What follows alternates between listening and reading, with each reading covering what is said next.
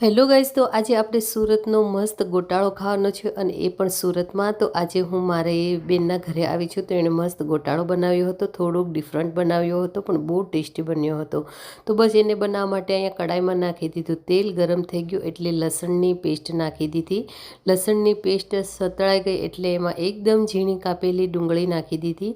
ડુંગળી આશરે 2 કે 3 કાપી હશે, એ મને ખ્યાલ નથી, પણ 2 થી 3 લાગે છે. અને 2 શિમલા મરચાંને પણ એકદમ ઝીણા ક્રશ કરેલા, અને 7 થી 8 મિનિટ એને આપણે ચડવા દેવાનું છે. અને પછી એમાં નાખવાની છે ટામેટાને પણ ક્રશ કરેલા છે 3, અને મીઠું નાખી એને આપણે ચડવા દેવાના છે 3 થી 4 મિનિટ. ગોટાળો બનાવવામાં કમસે કમ 20 થી 25 મિનિટનો ટાઈમ લાગે છે. અને પછી એમાં નાખી દીધા 2 બાફેલા નાના બટાકા, અગર એક મોટું હોય તો પણ ચાલે.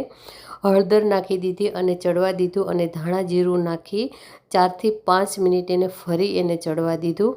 તો બધું શાકભાજી એકદમ ચડી ગયું એટલે ડીશ ઢાંકી ઉપર પાણી નાખી દીધું, જેથી કરીને નીચે બેસે નહીં અને સારી રીતે એકદમ ચડી જાય.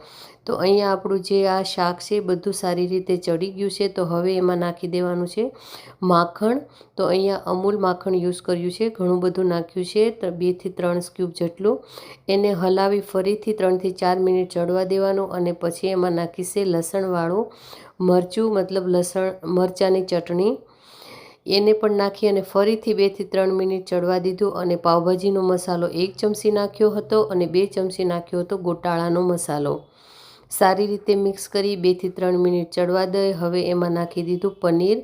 તો અહીંયા 100 ગ્રામ જેટલું પનીર ગ્રેટ કરીને નાખ્યું છે. પનીર નાખી ફરી એને હલાવી ચડવા દેવાનું. થોડું ગરમ પાણી નાખવાનું, મિક્સ કરવાનું, અને ફરી એને ઢાંકી અને રાખી દેવાનું, ધીમા ગેસ ઉપર ચડવા દેવાનું. તો બસ અહીંયા જે શાકભાજી પનીર બધું સારી રીતે ચડી અને મિક્સ થઈ ગયું છે. થોડું એ ઘાટું લાગતું હોય તો એમાં ફરી થોડું પાણી નાખી અને ચડવા દેવાનું, પણ પાણી હંમેશા ગરમ જ નાખવાનું, ઠંડુ પાણી નહીં નાખવાનું. અને એમાં હવે નાખી દેવાનું છે ચીઝ.